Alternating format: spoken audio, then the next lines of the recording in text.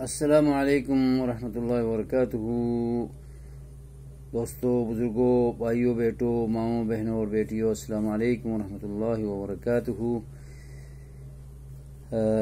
ماہ ذو الحجہ کے حوالے سے مسائل کافی ویڈیوز کے اندر میں آپ کی خدمت میں پیش کر چکا ہوں، اور اب بھی اسی مہینے سے متعلق ویڈیو کر رہا ہوں۔ اس مہینے کے حساب سے جو ایک عظیم عبادت قربانی مسلمان کرتے ہیں اللہ کے حضور، اللہ کی درگاہ میں، سنت ابراہیمی کے نام سے بڑی عظیم سنت ہے، اور اس کو جو کریں بڑے خوش نصیب ہیں، اور جو نہ کریں وہ بد نصیب ہیں۔ اللہ اس کی قدرت ہمیں عطا کرے اور ہر سال اس قربانی کو بجا لانے کی توفیق عطا فرمائے رکھے، اور ہماری قربانیوں کو اللہ تعالیٰ قبول و منظور فرمائے۔ تو اللہ کے رسول صلی اللہ علیہ وسلم مدینے میں ہر سال 2 قربانی کیا کرتے تھے، ایک عیدگاہ میں ذبح کرتے تھے اور ایک گھر میں اپنی ازواج کی طرف سے، اپنی طرف سے کرتے تھے، اور عیدگاہ والی قربانی کا گوشت وہیں تقسیم کرتے تھے، اور گھر والی قربانی کا گوشت خود بھی کھاتے، ازواج کو کھلاتے، اور مہمانان جو آتے اور سائلین جو آتے اپنے بیگانے سب کو کھلاتے تھے۔ تو اس سنت پر ہمیں عمل کرنے کی توفیق عطا فرمائے۔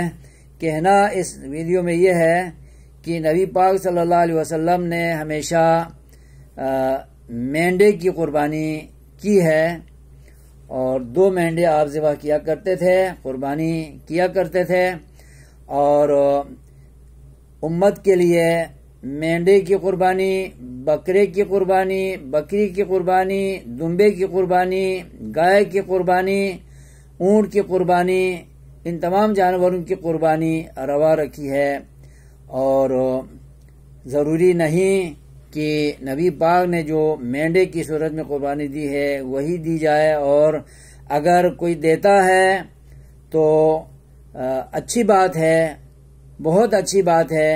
اور ان کے اوصاف یہ ہوتے تھے کہ منہ بھی ان کا سرمئی ہوتا تھا، اور پاؤں کے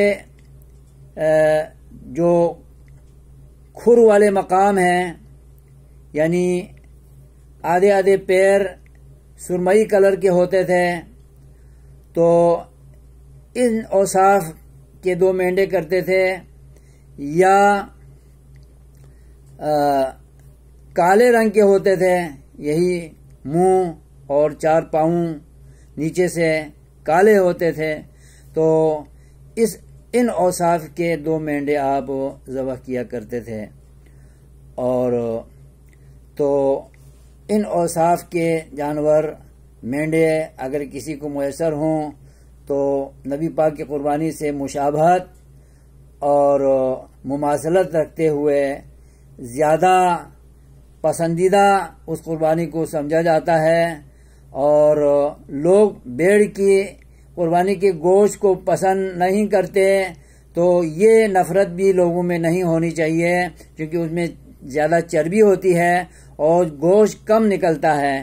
اس خوف سے بھیڑ یا دمبا لوگ قربانی میں ذبح کرنے سے کتراتے ہیں، یہ بھی نہیں ہونا چاہیے۔ اس لیے کہ قربانی اگرچہ موٹا تازہ جانور کرنا چاہیے، لیکن گوشت کو ہمیشہ ملحوظ خاطر نہیں رکھنا چاہیے، اور اگرچہ چربی والا جانور ہوتا ہے، مینڈا یا بیڑ یا دمبا، دمبی، جو بھی آپ کہیں، تو چربی بعض لوگوں کے لیے مضر ضرور ہے، وہ چربی نہ کھائیں۔ بیڑ کا گوشت جن کو نقصان دیتا ہے طبی لحاظ سے وہ نہ کھائیں، باقی نفرت کی نگاہ سے کوئی نہ دیکھے۔ نبی پاک کی پسند مینڈے کی قربانی کرنی تھی، جو لوگ اس کو پسند کریں تو خوش نصیبی ہے۔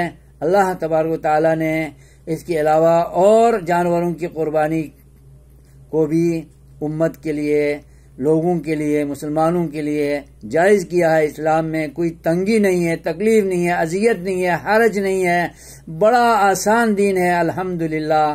جو بھی قربانی میسر ہو شرائط کے مطابق اور عیوب و نقائص سے پاک اور مبرہ، وہ کر کے اللہ کے ہاں سرخرو ہو جائیں۔ اللہ ہماری قربانیوں کو قبول کرے، منظور کرے، آمین۔ والسلام علیکم ورحمۃ اللہ وبرکاتہ۔